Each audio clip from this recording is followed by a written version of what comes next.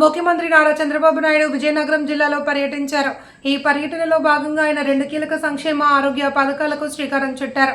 చీపురుపల్లి నియోజకవర్గంలో రాష్ట్ర వ్యాప్త హెచ్పివి వ్యాక్సినేషన్ కార్యక్రమాన్ని లాంఛనంగా ప్రారంభించడంతో పాటు ఎన్టీఆర్ భరోసా పెన్షన్లను పంపిణీ చేశారు.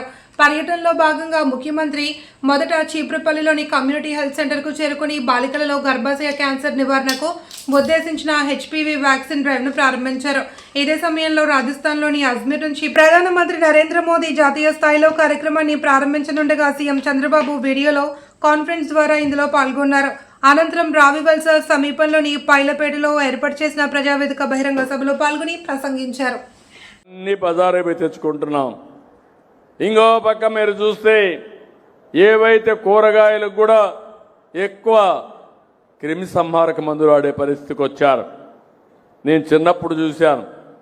మా ఇంటికి కావాల్సిన వ్యవసాయ ఉత్పత్తులన్నీ కూడా ఫుడ్ ఐటమ్స్ అన్నీ అప్పుడు మా తల్లిదండ్రులే తయారు చేసేవాళ్ళు.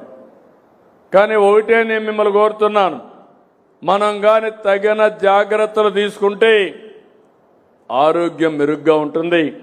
భగవంతుడు మనకు అన్నీ ఇచ్చాడు, కానీ ఓసారి మనం చేసే తప్పుల వల్ల అనారోగ్య సమస్యలు కొని తెచ్చుకుంటున్నామని చెప్పి కూడా నేను మీకు తెలియజేస్తున్నా.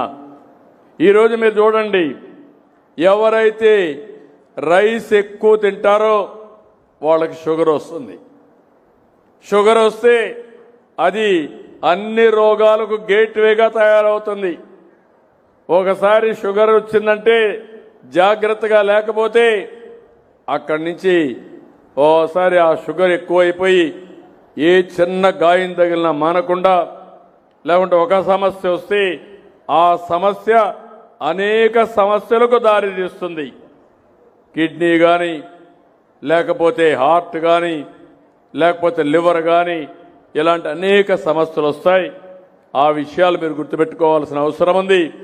మీ ఆరోగ్యం మీ చేతుల్లో ఉంది. ఫైనల్గా మీ ఆరోగ్యం మీ సెల్ ఫోన్లో ఉంది. మీకు ఏ డాక్టర్ని పరిచయం చేయడమే కాకుండా ప్రతి ఒక్కరి ఆరోగ్యాన్ని కాపాడే బాధ్యత తీసుకుంటాం. అది మీరు చేస్తే చాలా వరకు ముందుకు పోయే పరిస్థితి వస్తుంది. ఇప్పుడు ప్రభుత్వం ఉంది. నేను అనేక విధాలుగా మిమ్మల్ని ఆదుకుంటున్నాను. ఈరోజు పెన్షన్లు ఉన్నాయి.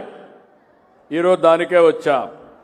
నేను ఈరోజు వచ్చింది ఈ రావి వలసలో ఎన్టీఆర్ భరోసా పింఛన్లు పంపిణీ చేయడానికి వచ్చాను.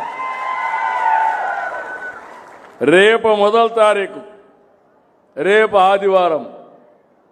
నేను రేపు కాకపోతే ఎల్లుండి ఇవ్వచ్చు, కానీ నా ఆలోచన అది కాదు. ఏదైనా సరే, ఏదైనా నిర్లక్ష్యం చేస్తాం, కానీ పేదవాడిని మాత్రం నా జీవితంలో ఎప్పుడూ నిర్లక్ష్యం చేయనని మరొకసారి విజ్ఞప్తి చేస్తున్నా. అందుకే పేదల సేవలో కార్యక్రమం పెట్టాను. పేదల సేవలో కార్యక్రమం మీరు చూస్తే ప్రతి నెల 1వ తారీఖు మేము దర్శనం చేసుకోవాల్సింది ఈ పేదవాళ్ళని దర్శనం చేసుకోవాల్సిన బాధ్యత మా మీద ఉంది. ఇప్పటికి 20 నెలలు నేను వస్తున్నా. మా కలెక్టర్లు బొమ్మన్నాను, ఎమ్మెల్యేలు ఎంపీలు బొమ్మన్నాం, ఎన్డీఏ నాయకులు ఉన్నారు.